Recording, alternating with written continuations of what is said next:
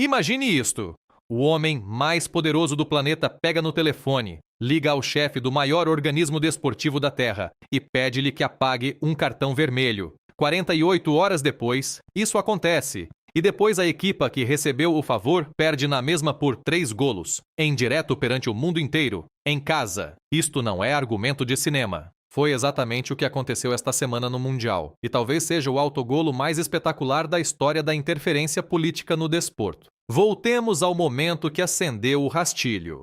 Folarin Balogun, o melhor marcador da seleção masculina dos Estados Unidos, recebeu um cartão vermelho direto no jogo dos 16avos contra a Bósnia e Herzegovina, depois de pisar de forma imprudente um adversário. Pelo regulamento da FIFA, isso dá uma suspensão automática de um jogo, sem recurso, sem exceções, uma regra que existe há décadas sem uma única abertura num Mundial. Em poucas horas, a máquina à volta da equipa americana já estava em movimento. Segundo a Político, foi Andrew Giuliani, responsável pela Task Force da Casa Branca para o Mundial, quem primeiro alertou o presidente Trump para a suspensão. Nessa mesma noite, o secretário do Comércio, Howard Lutnick, e altos responsáveis da Federação de Futebol dos Estados Unidos, todos eles presentes nas bancadas quando viram a expulsão em direto, já discutiam como contestar a decisão do árbitro. Recursos bem-sucedidos contra cartões vermelhos em mundiais são quase inexistentes. O processo disciplinar da FIFA foi construído para ser final. Mas 4 dias depois, no domingo anterior ao jogo, em que os Estados Unidos iam defrontar a Bélgica, a comissão disciplinar da FIFA recorreu a uma cláusula que, tanto quanto se sabia, nunca tinha sido usada num mundial e suspendeu a sanção de Balogun por 1 ano inteiro. Ele ficava livre para ser titular contra a Bélgica logo no dia seguinte. O presidente Trump não ficou calado. Foi à sua plataforma social agradecer à FIFA por, nas suas palavras, fazer a coisa certa e reverter aquilo a que chamou uma grande injustiça. O que tornou a história ainda mais explosiva foi a confirmação de que Trump tinha telefonado pessoalmente ao presidente da FIFA, Gianni Infantino, para levantar diretamente o caso. Segundo pessoas familiarizadas com a relação entre ambos, os dois construíram uma proximidade ao longo de quase 8 anos. Com Infantino, a tornar-se presença frequente na Sala Oval durante o segundo mandato de Trump. Essa ligação aparentemente sobreviveu até a testes maiores, incluindo o momento, no início deste ano, em que ataques militares americanos ao Irão ameaçaram brevemente a capacidade desse país de competir neste mesmo torneio. A FIFA, por seu lado, insiste que a decisão veio de um painel independente de 18 pessoas e que Infantino não fez promessas durante a chamada. Mas a organização nunca publicou um relatório a explicar o seu raciocínio e também não diz se o painel chegou sequer a realizar uma votação formal. A Bélgica não reagiu bem e o organismo dirigente do futebol europeu também não.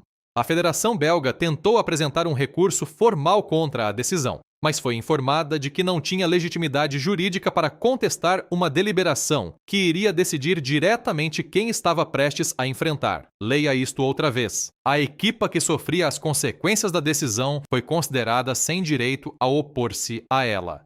A UEFA, a Confederação Europeia de Futebol, chamou a todo o episódio uma linha vermelha que nunca devia ter sido ultrapassada. E um alto responsável da UEFA disse aos jornalistas que a organização estava a ponderar ativamente novas medidas. O que começou como uma disputa discreta de bastidores transformou-se numa verdadeira dor de cabeça diplomática, ao ponto de até um comissário da União Europeia observar publicamente que as decisões sobre desporto devem ficar nas mãos dos organismos desportivos, não dos políticos. E Trump não ficou pelo cartão vermelho. Também atacou o árbitro que o mostrou, o brasileiro Rafael Claus, questionando publicamente a sua competência e chamando-lhe suspeito. Esse único comentário bastou para obrigar a Confederação Brasileira de Futebol a divulgar um comunicado em defesa do seu árbitro, descrito como um profissional exemplar. Um cartão vermelho num mundial tinha, de alguma forma, passado a ser uma questão de diplomacia internacional envolvendo 3 países e 2 confederações continentais. Quando chegou a hora do pontapé de saída em Seattle, na segunda-feira, todo o torneio olhava para o jogo por uma razão diferente do habitual. Não era apenas o coanfitrião Estados Unidos contra a Bélgica nos oitavos de final. Aos olhos de grande parte do mundo do futebol, era um referendo sobre se a força política podia reescrever as regras do jogo bonito. Os jogadores belgas sentiram claramente o mesmo. O capitão Yuri Telemans admitiu depois que o plantel fez uma reunião de emergência assim que a notícia da suspensão da sanção surgiu, e a mensagem naquela sala foi simples: vamos falar dentro de campo.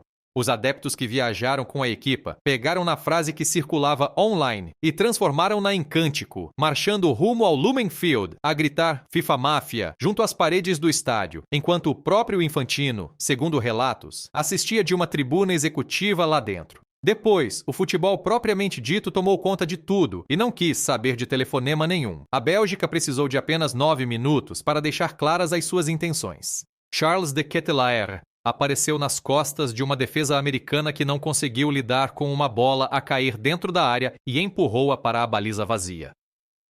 0-1 para os visitantes, e o Lumen Field ficou em silêncio. Os americanos responderam, ainda assim, e fizeram-no com verdadeira crença. Malik Tillman empatou com um remate desviado que, por instantes, convenceu 80 mil adeptos de que a caminhada de conto de fadas rumo ao primeiro quarto de final mundialista em 24 anos continuava bem viva. Durou cerca de 2 minutos. De Ketelaere subiu acima do capitão americano Tim Ream, de 38 anos, ganhou-lhe-se no físico e no salto, e cabeceou para recolocar a Bélgica na frente. 1-2. Era o seu segundo golo da noite, e uma declaração por si só. O avançado perdoado de quem todos tinham falado durante a semana mal tinha tocado na bola, enquanto o outro atacante belga, completamente diferente, estava a causar todos os estragos. Depois veio o momento que transformou uma derrota numa humilhação total. O guarda-redes americano, Matt Freese, saiu disparado da baliza para aliviar uma bola longa, chegou primeiro e depois, por razões que ninguém conseguiu explicar muito bem, hesitou a meio do corte. A Bélgica aproveitou a bola solta. Ela sobrou para Hans Van Aken e Van Aken rolou-a para uma baliza completamente aberta. 1-3. Não foi um momento de brilhantismo belga. Foi um desastre auto-infligido. O tipo de erro que acaba durante anos nos vídeos de falhanços de mundiais. E para colocar um ponto de exclamação na noite, o suplente Romelu Lukaku saiu do banco perto do fim e marcou o quarto nos minutos finais. Resultado final, 4-1 para a Bélgica em Seattle, em solo americano, com o avançado estrela perdoado em campo durante os 90 minutos e quase sem deixar marca. Há um detalhe que torna toda a história ainda mais forte. O selecionador belga Rudi Garcia nem sequer precisou do seu 11 mais forte para desmontar os co-anfitriões. Manteve Lukaku no banco durante a maior parte do jogo e só lançou o extremo Jeremy Doku quando o resultado já estava em 1-3. Não fez entrar o criativo Kevin De Bruyne em momento algum. Por outras palavras, a Bélgica eliminou a equipa, que tinha dobrado a seu favor uma regra com 50 anos, enquanto mantinha 3 das suas maiores estrelas de reserva. Isto não foi uma vitória feliz de quem rouba um resultado e foge. Foi um treinador a querer enviar uma mensagem, com talento de sobra, para a entregar. Pense no que essa escolha diz. Garcia olhou para uma seleção dos Estados Unidos que acabava de recuperar o seu melhor atacante graças ao telefonema de um chefe de Estado e decidiu que podia vencê-la com conforto sem usar metade das suas armas ofensivas. Tinha razão. Assim que soou o apito final, a conta oficial da Bélgica publicou uma mensagem curta junto à celebração. Overturn this. Depois, Lukaku fez uma dança de festejo que lembrava impressionantemente os movimentos característicos de certo presidente. Ninguém que viu aquilo pensou que fosse acidente. E aqui está a parte desta história que merece mais atenção do que o próprio resultado, porque o lado do karma é satisfatório, mas a lição por baixo é mais afiada. Todo aquele capital político, todos aqueles telefonemas, todo aquele lobbying serviram para resolver um problema que nunca seria a razão por que os Estados Unidos perderiam este jogo. A linha defensiva americana tinha tremido durante todo o torneio, disfarçada por emparelhamentos favoráveis contra equipas que nunca a castigaram. Frente a uma Bélgica perfeitamente capaz de castigar, essa defesa caiu exatamente da forma que qualquer pessoa atenta temia. Rien perdeu um duelo aéreo que deu golo. Freese ofereceu outro com um erro inexplicável. Não há decisão disciplinar no mundo que transforme um capitão de 38 anos em alguém capaz de ganhar uma bola de cabeça. E nenhum telefonema presidencial alguma vez impediu uma bola de entrar na baliza. A máquina inteira mexeu-se para resolver o único assunto que não ia decidir o encontro e deixou o verdadeiro problema intocado. Para sermos justos, e aqui vale a pena sê-lo, os americanos têm uma queixa legítima escondida em tudo isto.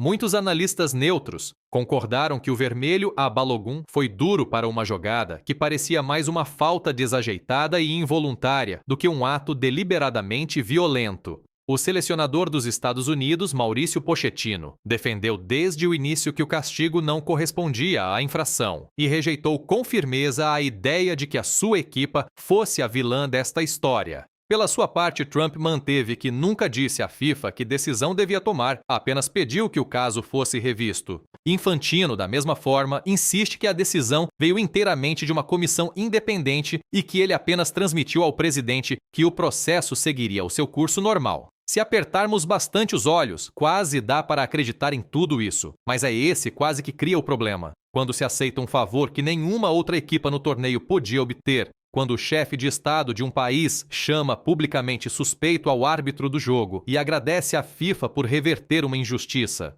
Quando os dirigentes da própria federação coordenam recursos com o secretário do Comércio dos Estados Unidos. Nesse ponto, perde-se o direito de ser visto como a parte prejudicada. Não se pode reescrever o regulamento a favor próprio e depois agir com surpresa quando o resto do mundo do futebol se coloca contra nós. Isso não é perseguição. É simplesmente a conta a chegar. E na segunda-feira a conta foi pesada, porque há uma estranha forma de justiça num 4-1. Resolve discussões que nenhuma comissão conseguiria resolver. Se os Estados Unidos tivessem passado por um único golo, todo o resto do torneio ficaria marcado por um asterisco, por especulações intermináveis sobre se um favor político tinha comprado um lugar nos quartos de final. Em vez disso, a Bélgica apagou todo o debate com futebol puro. O médio belga Nicolas Raskin resumiu-o de forma direta após o jogo, dizendo que há sempre alguma justiça algures na vida.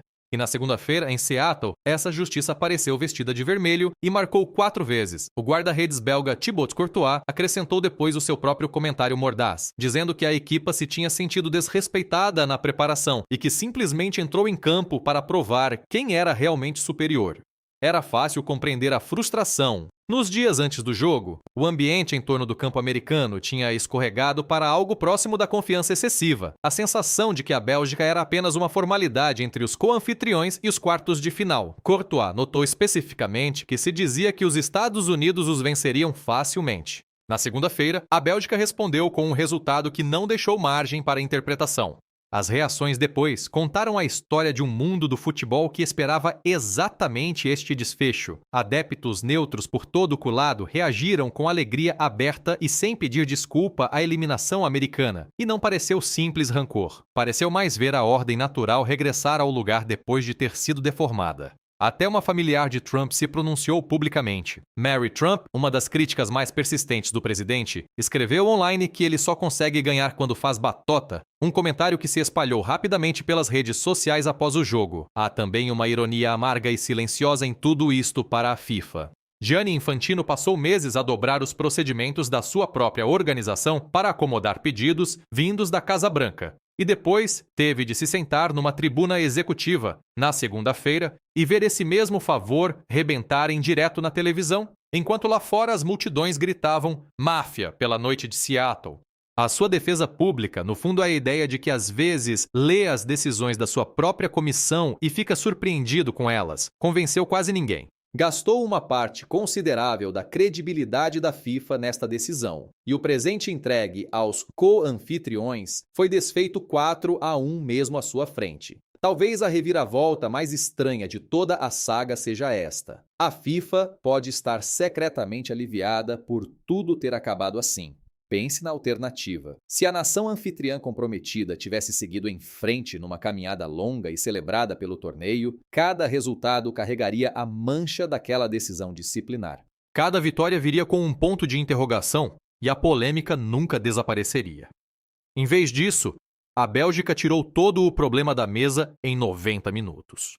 Com este resultado, os 3 coanfitriões do Mundial, Estados Unidos, México e Canadá, estão agora fora do torneio nos oitavos de final, juntando-se a uma lista crescente de seleções eliminadas, que também inclui o Brasil, 5 vezes campeão, surpreendido 2-1 pela Noruega e por um Erling Haaland imparável, e a Alemanha, que caiu diante do Paraguai nos penaltis mais cedo nas eliminatórias. O torneio continua sem a sua narrativa mais incômoda a pairar sobre ele. O mesmo resultado que humilhou os americanos é o que permite à FIFA respirar de alívio. Foi assim tão mal que este episódio correu. Tão mal que até as pessoas que inclinaram o campo a favor dos coanfitriões parecem, em privado, satisfeitas por a equipa ter caído dele na mesma. Nada disso muda o quão brutal foi a noite de segunda-feira para os próprios jogadores. Os americanos deixaram o relvado em lágrimas, com um verão cheio de esperança genuína e crença real numa geração dourada de talento a terminar da forma mais feia possível. Essa parte merece um momento de simpatia, porque a maioria daqueles jogadores não teve absolutamente nada a ver com qualquer telefonema ou decisão de comissão. Não pediram o favor.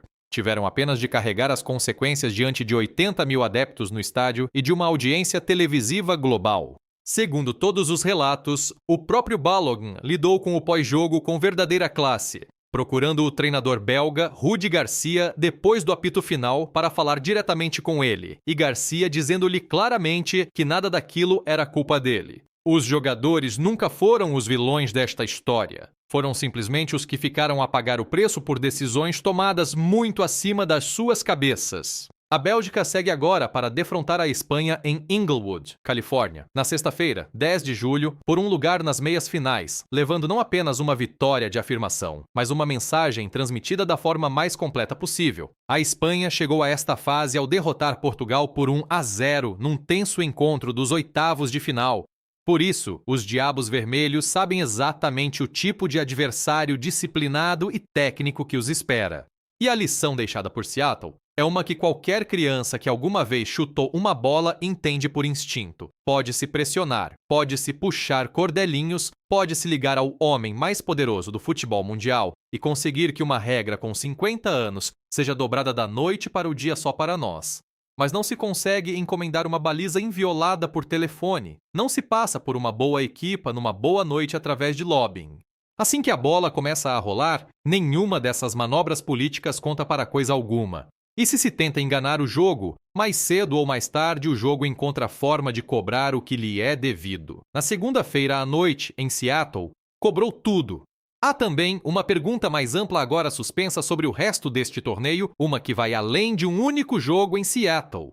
Trump e Infantino continuam, segundo relatos, previstos para entregar juntos o troféu do Mundial ao capitão da seleção vencedora depois da final, marcada para 19 de julho, uma cerimônia que de repente carrega muito mais peso do que teria há uma semana. Responsáveis da UEFA já sinalizaram que ainda não terminaram de examinar a decisão sobre Balogun e cresce nos círculos do futebol europeu a conversa sobre se o processo disciplinar da FIFA precisa de uma revisão independente antes do próximo grande torneio. Para um desporto que se orgulha de ser decidido estritamente dentro das 4 linhas, este Mundial tornou-se um lembrete de como a política pode transbordar facilmente para o relvado e de como o relvado pode responder depressa. Vale a pena recuar e perceber o quão invulgar é toda esta sequência no contexto da história dos mundiais.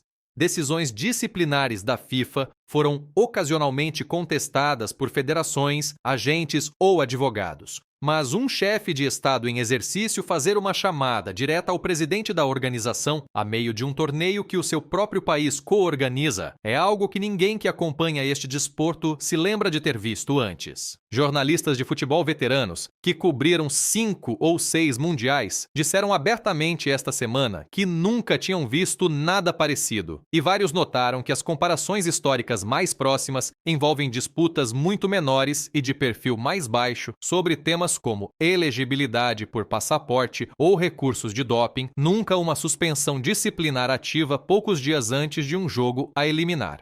Isso por si só explica por que razão a história viajou tão para lá das páginas desportivas habituais e entrou na cobertura noticiosa geral, nos programas de comentário político e nos monólogos televisivos noturnos, cerca de 24 horas depois de a suspensão ser anunciada. Há ainda a questão do que acontece agora dentro da própria FIFA. Vários relatos vindos de Zurique nos dias seguintes ao jogo sugerem que alguns membros do próprio conselho da FIFA ficaram desconfortáveis com a forma como a decisão sobre Balogun foi tratada, em particular pela falta de uma fundamentação publicada a explicar por que motivo uma cláusula obscura de suspensão, essencialmente nunca invocada antes num mundial, ficou subitamente disponível neste caso específico.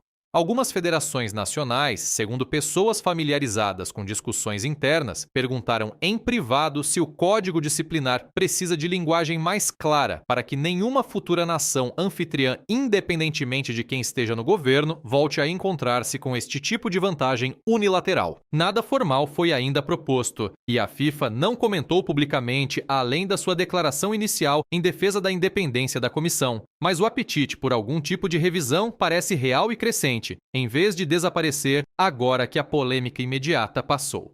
Para o futebol americano em particular, a eliminação reabre uma conversa familiar e desconfortável sobre profundidade do plantel e organização defensiva que acompanha o programa há anos. Pochettino, contratado especificamente para modernizar a equipa antes de receber este torneio, enfrentará agora perguntas duras sobre decisões de 11, especialmente a dependência continuada de defesas veteranos em jogos a eliminar que têm de ser ganhos contra adversários mais rápidos e mais físicos. Qualquer que tenha sido o ruído em torno da suspensão de Balogun, a história tática de segunda-feira à noite foi a de uma defesa que tinha parecido frágil em vários momentos da fase de grupos e acabou exposta por uma equipa suficientemente boa para castigar todos os erros. Esse é um problema de futebol com solução de futebol e não tem nada a ver com telefonemas, cláusulas disciplinares ou declarações presidenciais. Entretanto, o torneio continua a avançar para as fases finais sem perder ritmo.